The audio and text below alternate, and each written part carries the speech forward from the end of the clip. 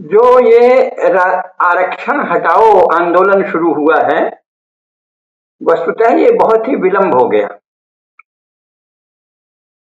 जो जिन लोगों ने भारत का संविधान बनाया था, भले वो अंग्रेजों से प्रभावित थे, लेकिन उस समय तक उनमें हिंदू समाज के और भारतीय समाज के संस्कार बहुत गहरे थे। तो उन्होंने अधिकतम जो किया जा सकता है अंग्रेजों के दबाव और ईसाई मिशनरियों के दबाव के साथ, वो किया। उससे अधिक कुछ करने की संभावना ही नहीं थी, क्योंकि उन्हें पता था कि सत्य इतना है कि ये भी आवश्यक नहीं है, लेकिन फिर भी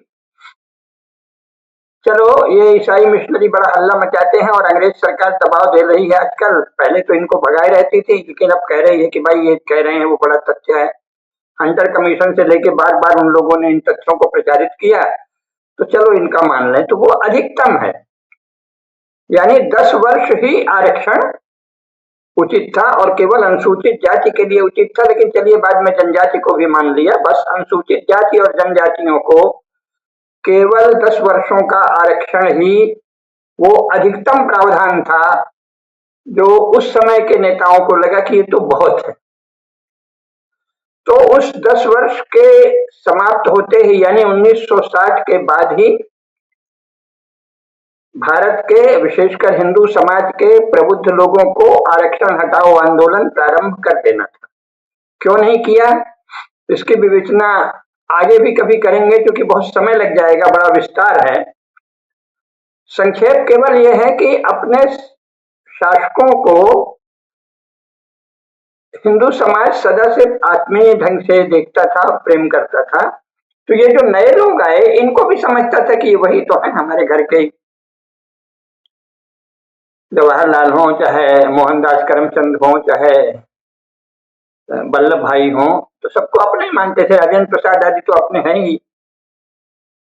बड़े बड़े दिग्गज लोग थे, गोविंद वल्लभ पंत और कैलाश नाथ का, जो भी हैं सब अपने ही लगते थे। क्रांतिकारी तो थे नहीं, उनको तो इन्होंने बहुत कुछ मिल मिला के मरवा दिया था अंग्रेजों से। ठंडी धारा के लोगों का भी योगदान था उनको मरवाने में। तो अब सामने यही थे, फिर भी थे अपने घरों के। तो लगता था कि भाई ये कहाँ जाएंगे, क्या करेंगे, अंत में तो इनको अपने समाज की चिंता करनी ही है। उसका कारण यह है कि जो लाखों साल या हजारों साल का अभ्यास था, वही दिमाग में था। ये पता ही नहीं था कि एक ऐसी भी कोई शिक्षा होती है जो इन लोगों ने प्राप्त की है, जो इनको पराया बना देती है। ये नहीं मालूम था। तो वो विश्वास कर रहे थे और ये लगातार अपने समाज को धोखा दे रहे थे जो लोग शासक हैं। इनमें से कुछ शासक इस विषय में तो सच बोल रहे थे, जैसे जवाहरलाल नेहरू ने, जैसा शैलेंद्र जी ने कल परसों बताया था कि जवाहरलाल नेहरू ने तो पूर्ण विरोध किया था आरक्षण का। बेकार की बात है। और स्वयं अंबेडकर के अनुसार आरक्षण बहुत ही बेकार की बात है। 10 वर्ष के लिए किसी तरह उन्होंने स्वीकार किया था। अब आज का जो समय है उसमें पूरी बात रख नहीं पाएंगे, नहीं तो हम बताते कि अंबेडकर ने क्यों विरोध किया था आरक्षण का। लोगों को पता ही नहीं है, क्योंकि अंबेडकर की मान्यता ये थी कि भाई ये तो ब्राह्मण, क्षत्रिय, वैश्य और शूद्र सब एक ही समाज के अंग हैं, और इनमें आपस में कोई टकराव हो गया और उसमें कुछ ब्राह्मण, उनका दोष ब्राह्मणों पर था कि ब्राह्मणों ने भेद फैलाया, क्योंकि ब्राह्मण पक्ष जीत गया और ये हार गए, ऐसा उनका कहना था। यानी एक अर्थ में वो कम्युनिज्म से प्रभावित थे। जो यूरोपीय चिंतन है ईसाइयों का, उससे भी प्रभावित थे कि द्वंद्वात्मक टकराव ही मनुष्य का स्वभाव। लेकिन फिर भी वो हिंदुत्व के विषय में ये सदा कहते थे कि ये वैसे एक समाज है, क्योंकि उन्होंने कहा कि आर्य कोई बाहर से नहीं आए थे। फिर उन्होंने ये भी स्थापित किया कि सुदास जो हैं, जो ऋग्वेद में जिनकी चर्चा हुई है, महाराज सुदास की, जिनके की पुरोहित वशिष्ठ थे, तो सुदास शूद्र थे, ऐसा उन्होंने किया। क्या सच है क्या नहीं, इस पे बाद में आएंगे। मैं केवल ये बता रहा हूँ कि डॉक्टर अंबेडकर का मानना था कि वैदिक काल से ही भारत में शूद्र राजा हुए हैं। फिर उन्होंने लगातार कई उपनिषदों का उल्लेख किया, संहिताओं का उल्लेख किया, जैसे मैत्रायणी संहिता, काठक संहिता, बताया कि इसमें शूद्रों को वेद पढ़ने का, यज्ञ का, यज्ञोपवीत का अधिकार है। महाभारत का उल्लेख किया, जिसमें बताया गया कि भाई इसमें तो बहुत से राजा शूद्र थे, और शेष राजा जो शूद्र नहीं भी थे वो बहुत ही वैभवशाली थे। वैभवशाली, सम्मानित, पूज्य शूद्रों की चर्चा महाभारत में है, जैसा आपने प्रोफेसर कुसुमलता केडिया जी के भाषण में भी सुना होगा, अगर सुना हो तो उनका कहना यह था कि शूद्र तो ब्राह्मणों, क्षत्रियों और वैश्यों की तरह ही भारत में शासक, किसान, व्यापारी, शिल्पी, संगीतकार सब होते रहे हैं, है ना। वैद्य होते रहे हैं, नाविक होते रहे हैं, सब उन्होंने लिखा है। तो इसलिए वो आरक्षण का कोई कारण नहीं मानते थे, वो केवल ये कहते थे कि इनको उचित प्रतिनिधित्व दे दिया जाए, जो कि पूना पैक्ट में जितना उन्होंने मांगा था और जितना अंग्रेजों ने दिया था उससे दुगना महामना पंडित मदन मोहन मालवीय ने दे दिया। तो इसके बाद अंबेडकर को वस्तुतः उसके बाद कोई शिकायत बची नहीं थी, पर अंग्रेजों के दबाव से उन्होंने कहा कि नहीं, मैं हिंदू धर्म तो छोड़ दूंगा, क्योंकि मैं पहले बताता रहा हूं कि वो एक अलग क्रिया है। लेकिन ये सच है कि वो भारत में हिंदू समाज को ही यहाँ का मुख्य समाज मानते थे। इसीलिए जब पार्टीशन की मांग कांग्रेस ने मानी तो पहले उन्होंने विरोध किया और फिर ये कहा कि अगर पार्टीशन होना ही है तो मुसलमानों की राष्ट्रनिष्ठा संदिग्ध है, सारे ही मुसलमान उस हिस्से में चले जाएं जिसे वो पाकिस्तान कह रहे हैं। ये उन्होंने बहुत स्पष्ट लिखा, बहुत ही विस्तार से लिखा है। तो वो मुसलमानों की राष्ट्रनिष्ठा के विषय में स्पष्ट थे कि इनकी कोई भी राष्ट्रीय निष्ठा नहीं है, इसलिए भारत में विभाजन के बाद एक भी मुसलमान नहीं रहना चाहिए और हिंदू समाज एक है। लेकिन कौन सा दबाव हुआ ये पता नहीं कि अंत में बौद्ध उन्होंने प्रतिज्ञा की और उसमें बड़ी गाली गलौज की हिंदू देवी देवताओं को। हो सकता है ईसाई मिशनरियों से कोई ब्लैकमेल हुए हों, लेकिन उनकी बाकी जो स्थापना थी, कल्हड़ का उल्लेख भी उन्होंने किया कि उसने भी शिल्पी शूद्रों को बताया है। यानी उनका मानना था कि लगातार संपूर्ण इतिहास में शूद्र राजा भी होते रहे हैं और शूद्र व्यापारी, शूद्र नाविक, शूद्र शिल्पी तो होते ही रहे हैं। इसलिए वो ऐसा कुछ नहीं मानते थे और अपने को वो बुद्धिहीन नहीं मानते थे, है ना, कि शूद्रों की बुद्धि कमजोर होती है, ये तो कभी वो मानते ही नहीं थे। और अब जो दृश्य चला है वो वस्तुतः जो भारत के की परंपरा रही है स्वाभिमान की, भारत के हर व्यक्ति में स्वाभिमान था, उस पर चोट करने वाली है। ये तो इन्होंने मान लिया है कि जो न केवल शूद्र बल्कि वैश्य और क्षत्रिय भी जो ओबीसी नामक एक काल्पनिक वर्ग में रख दिए गए हैं, उनमें बुद्धि कमजोर है और वो इतने बौद्धिक रूप से कमजोर हैं कि उन्हें न केवल सुविधा दो शिक्षण की, न केवल उनकी फीस कम रखो, उनको पढ़ाई में छात्रवृत्तियां दो, बल्कि कम नंबर में उनको बड़ी से बड़ी डिग्री दे दो। वस्तुतः ये ब्राह्मणों, क्षत्रियों और अनारक्षित वैश्यों को परम बुद्धिमान मानना और ओबीसी और अनुसूचित जाति, अनुसूचित जनजाति को मंदबुद्धि मानना है, ये तो अंबेडकर ने कभी नहीं कहा था। तो ये बहुत ही विचित्र पागलपन का दौर चल रहा है। इसलिए फिर ये चल कैसे रहा है? चल इसलिए रहा है कि वस्तुतः जो घटित हो रहा है उसके विषय में जो जिन्हें सामान्य वर्ग या सवर्ण आदि कहा जाता है, सवर्ण तो गंदा शब्द है, स्वयं जो पहली जनगणना के समय जो अंग्रेज अधिकारी था उसने भी यही लिखा था कि ब्राह्मण, क्षत्रिय, वैश्य और शूद्र चारों ही सवर्ण हैं, केवल अनटचेबल उसने कहा था कि ये अवर्ण है, अनटचेबल, जो 2.5% थे। अब इस समय तो शूद्र सारे अपने आप को कह रहे हैं कि हम सवर्ण नहीं है, तो मनमानी है ना, एक तरह से धौस पट्टी। और अगर बहुत संसदीय न माना जाए तो गुंडागर्दी चल रही है, केवल गुंडों की भाषा है, कुछ भी कह दो, हम अभी ये कहेंगे कल वो कहेंगे। तो ये जो आरक्षण के नाम पर इस समय छीना झपटी चली हुई है, ये बिल्कुल अलग चीज है और इसके लक्षणों पर भी बात करेंगे। लेकिन मुख्य बात यह है कि इसलिए 10 वर्ष के बाद आरक्षण को आगे बढ़ाए जाने का प्रचंड विरोध करना सामान्य वर्ग का दायित्व भी था, सहज अधिकार था। उन्होंने इसलिए नहीं किया कि सोचे चलो, यानी हिंदू समाज एक बना रहे, इसमें हम थोड़ा त्याग भी कर दें, हम थोड़ा अपना हिस्सा छोड़ भी दें तो कोई बात नहीं। इस करुणा से वो चुप रहा। करते करते इन्होंने 10 का 20 किया, फिर 30 किया, फिर 40 किया, फिर 50 किया, फिर 60 किया, फिर 70 किया, अब 80 कर दी। नहीं, कोई सीमा होती? जो लोग ऐसा करते जाएं उनको राष्ट्रीय व्यक्ति मानना, अच्छा राजपुरुष मानना तो मूर्खता है ना। कब तक आप आंख मूंदे रहेंगे? केवल कोई दुष्ट और धूर्त जो राष्ट्र का कोई भी भाव नहीं रखता, वो इस तरह करेगा कि पहले तो आपने सामान्य वर्ग का विश्वास जीतकर 10% किया और सबने सहर्ष दिया, फिर कहा अच्छा थोड़ा और बढ़ा दो, और बढ़ाते बढ़ाते पहले ही नजर में दिखेगा कि ये तो छल, ठगी, धोखाधड़ी है। अरे 10 वर्ष का 80 कैसे हो सकता है, किस हिसाब से?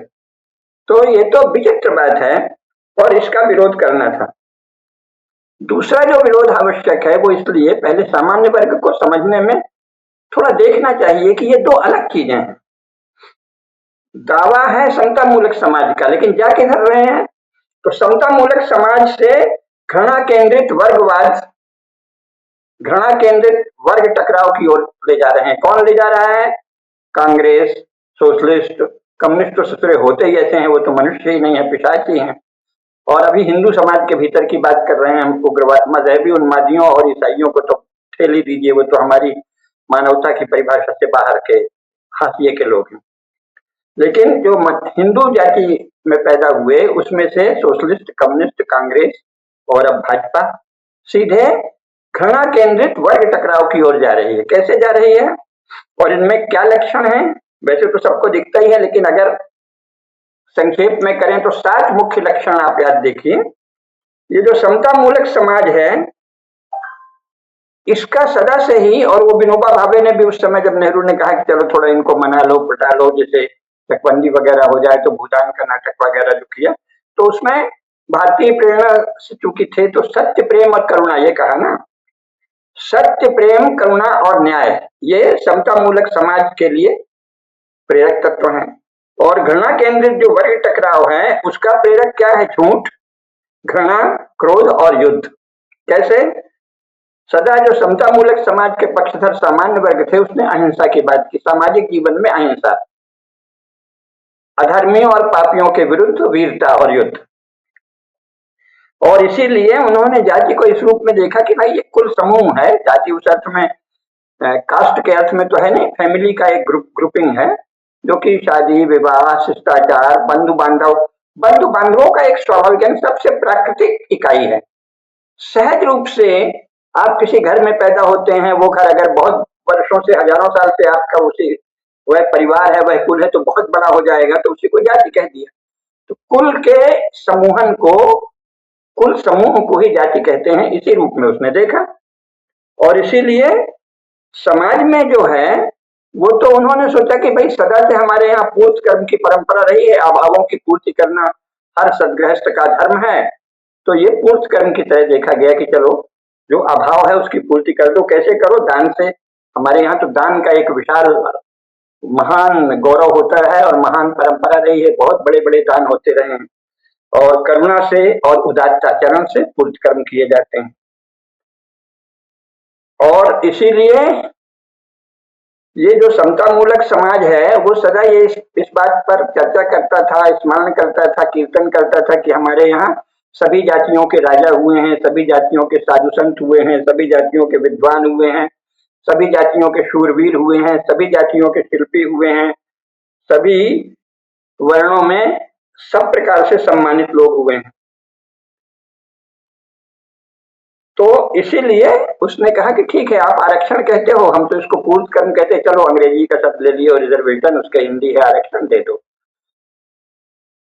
लेकिन उच्च चरित्र जो है, श्रेष्ठ चरित्र, वो सबके लिए है। ये नहीं कि तथाकथित आरक्षित वर्ग को नंगई, लंपटता, बदमाशी, अभद्रता, अमानवीयता करने का अधिकार है। तो विचित्र बातें हो रही है। और न्यायपूर्ण सहभागिता संपूर्ण समाज की हो, ये था। और ये क्या कर रहे हैं? पहला तो इन्होंने झूठ से शुरू किया। पहला झूठ क्या है? जो लोग आरक्षणवादी हैं, जो समता मूलक समाज के नाम पर घृणा केंद्रित वर्ग टकराव की ओर जा रहे हैं, इनका आरंभ झूठ से होता है। झूठ ये है कि संविधान में अभी का जो आचरण है शासन का, उसमें इन्होंने कह दिया है कि जाति स्थायी है। कोर्ट्स के निर्णय भी हैं, कई कोर्ट्स ने तो कहा है कि अल्पसंख्यकों को भी इसलिए आरक्षण दिया जाए, और सरकारों ने तो कहा ही है कोर्ट में, सरकारों ने, अभी तो सब कोर्टों ने उसके पक्ष में नहीं दिया, लेकिन सरकारों का है कि साहब अल्पसंख्यकों को इसलिए दिया जाए कि जाति स्थायी है और ये मजहब और रिलीजन तो बदलता रहता है। ये तर्क है सरकारों का। तो वर्तमान सभी शासकों का तर्क है कि जाति परमानेंट है, जाति स्थायी है, और सबके सब ये पाखंडी बदमाश दिन भर कहते हैं कि जाति का नाश होना चाहिए। झूठ से शुरू है ना। शासन में, व्यवहार में, सिद्धांत में, संविधान में जाति स्थायी है। भाषण में, नारे में, उपदेश में जाति का नाश होना चाहिए। अरे इतना बेशर्म झूठ, झूठ से प्रारंभ होता है। इसके बाद इनमें से सब जातियों के झूठे आंकड़े देते हैं। अगर इनका सुनो, मैंने पहले एक बार कल्पना करके लेख लिखा था कि अगर उस समय 1980 के दशक में हर जाति जो दावा करती थी, खासतौर से रिजर्वेशन वाली, कि हमारे इतने लोग हैं, तो उनके हिसाब मैंने उस समय लगाया था कि लगभग 350 करोड़ आबादी जनसंख्या होनी चाहिए भारत की। कोई कहता है हम इतने करोड़ हैं, हम इतने, साफ बढ़ चढ़ के, तो झूठ पर टिके। इसके बाद वो जो सामान्य वर्ग है उसको विदेशी बताते हैं, ये भी झूठी है। माने बिना किसी आधार के उसको विदेशी बताएंगे और विदेशियों को अपना उद्धारक बताएंगे। वो फूले भी अंग्रेजों को कहता था कि तुम यहीं रहो मत जाओ, अम्बेडकर भी कहते थे, जो कि वैसे तो हिंदू समाज को एक मानते थे। वो भी कहते थे आप अंग्रेज ऐसे मत जाइए, अभी रुकिए माई बाप। हाँ, और फूले तो एकदम चाहते ही था कि अंग्रेज ही रुकें और ये ब्राह्मण और क्षत्रिय और वैश्य भगा दिए जाएं। तो जो यहाँ के वास्तविक निवासी हैं, जिनकी कृपा से ये लाभ ले रहे हैं आरक्षण का, उनको विदेशी बताना और विदेशियों को यहाँ का सम्माननीय शासक बनाने की कोशिश करना, ये इनका जो आरक्षणवादी लोग हैं अभी भी उनका ये है। और आरक्षण को इन्होंने बजाय करुणा माने कृतज्ञता के भाव से ग्रहण करने के उसे छीना झपटी का रूप दे दिया है। और भाषा भी वही बोलते हैं, हमारा अधिकार। अरे तुम्हारा अधिकार परमेश्वर ने दिया है, समाज की सहमति से अभी तक था। और सदा ये बताएंगे कि जो ब्राह्मण आदि हैं वो तो चरित्र से नीचे हैं, झूठे हैं, उनके चरित्र के बारे में दिन रात प्रमाद करेंगे, दिन रात बकवास करेंगे, दिन रात उनको घटिया चरित्र का बताएंगे। भाई अगर वो घटिया चरित्र के ही हैं तो तुम्हें वो देते ही क्यों? और अपने को बड़ा ऊंचा चरित्र का बताएंगे और व्यवहार क्या करेंगे वो आपने अभी देख ही लिया है काकरोचों के उसमें। यानी गंदी गाली, चरित्रहीनता, व्यभिचार और आहार विहार के संबंध में अभक्ष्य भक्षण आदि जितने भी पाप और दोष हो सकते हैं वो करना और अपने को महान, इसी को चरित्र बताना है ना, और सामान्य वर्ग को हीन चरित्र बताना। तो ये इनके ये अंतर है। तो इसको न पहचानना सामान्य वर्ग का जो नेतृत्व है उसकी एक बौद्धिक चूक थी, लेकिन उसकी अभी निंदा का समय नहीं है। मुख्य बात यह है कि आरक्षण शुरू कैसे हुआ। तो आरक्षण ऐसे तो फिर वो बताएंगे कि साहब कोल्हापुर के नरेश थे, छत्रपति शाहू जी महाराज, उन्होंने मराठों को और कुछ लोगों को दे दिया। ये तो छुटपुट बात। राष्ट्रीय स्तर पर ये पहली बार शुरू हुआ है जब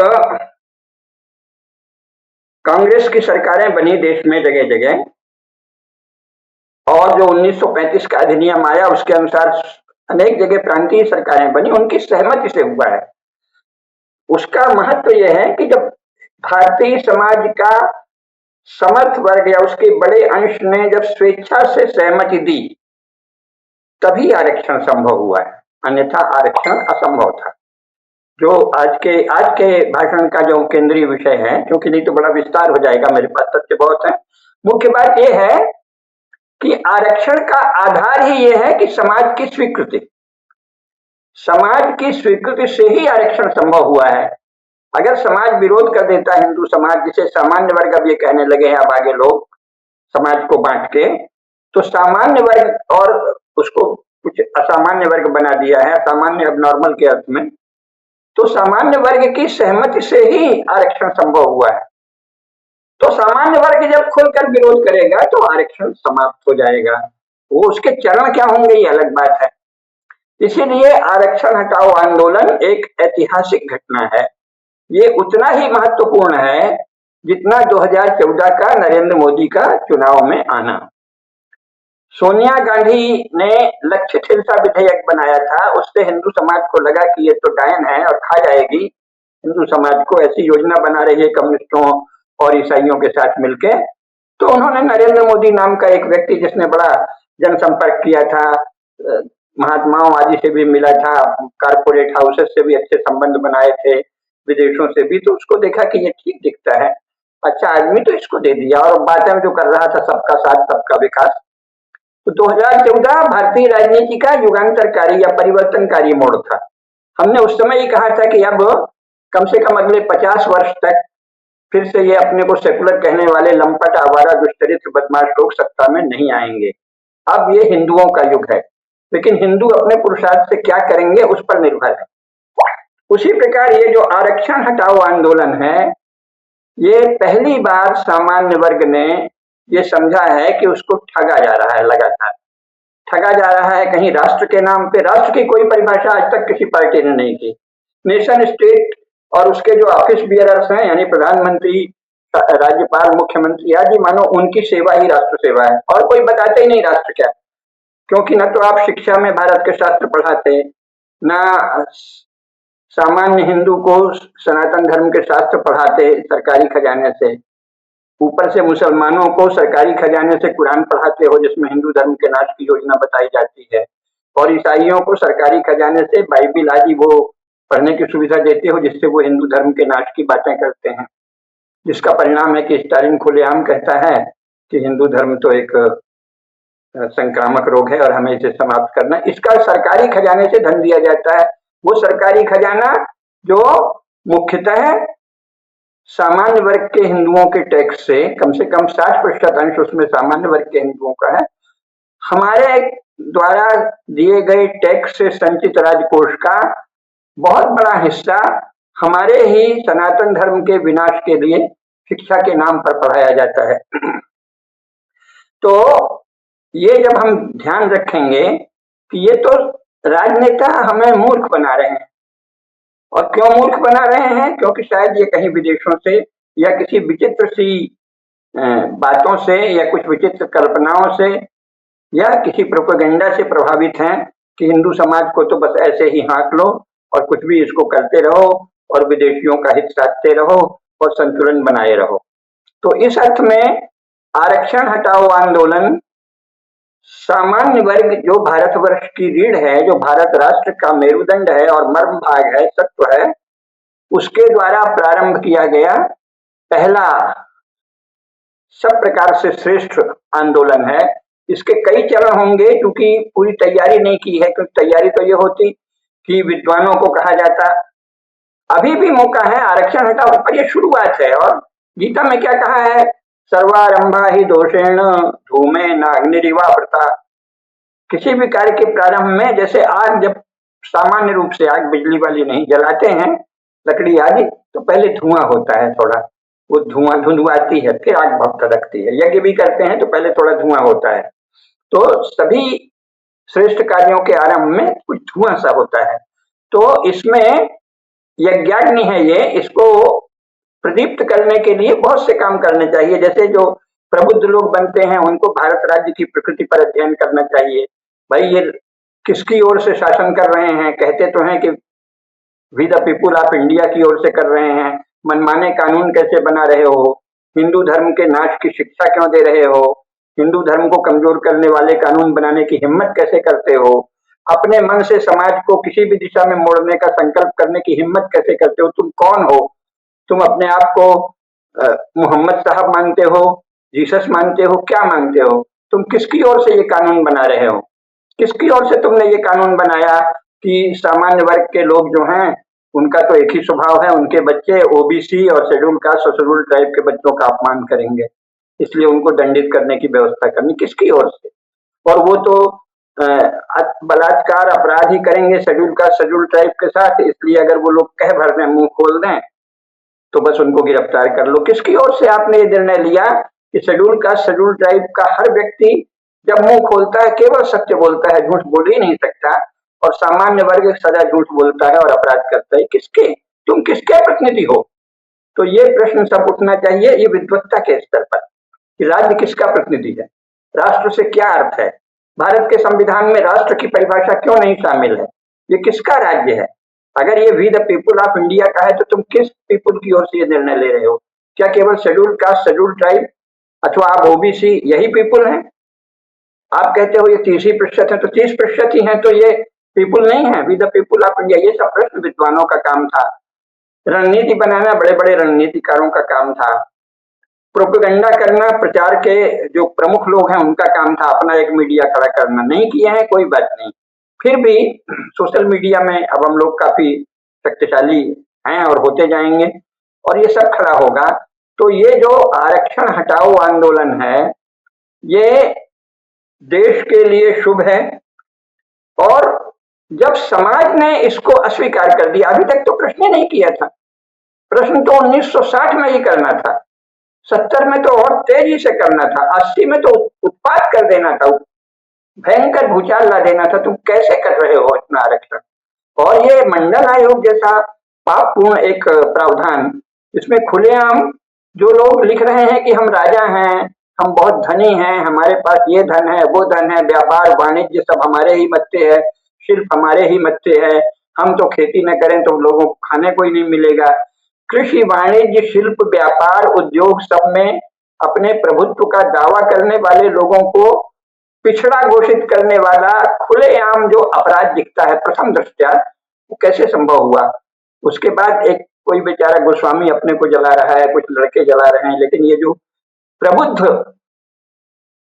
हिंदू समाज है और उसके जो लोग संसद सदस्य और विधायक हैं, वो उन्होंने जो किया है वो दोष है, और अब उनको इसका प्रायश्चित करना पड़ेगा और करना चाहिए। और सामान्य समाज की सहमति से आरक्षण हुआ है। अब सामान्य समाज उठ खड़ा हुआ है, इसलिए आरक्षण तो आगे पीछे जाएगा। और इस अर्थ में आरक्षण हटाओ आंदोलन एक युगांतरकारी आंदोलन है, देश को स्वस्थ सामान्य बनाने का आंदोलन है, देश से असामान्यता और विकृति हटाने का आंदोलन है। और जैसा नरेंद्र मोदी का भारतीय राजनीति में उदय एक महत्वपूर्ण घटना थी 2014 में, उसी प्रकार ये 2026 का आरक्षण हटाओ आंदोलन बहुत ही शुभ घटना है, और इसमें सबको अपनी अपनी शक्ति भर पूरा सहयोग देना चाहिए और इस पाप को भारत से उखाड़ देना चाहिए।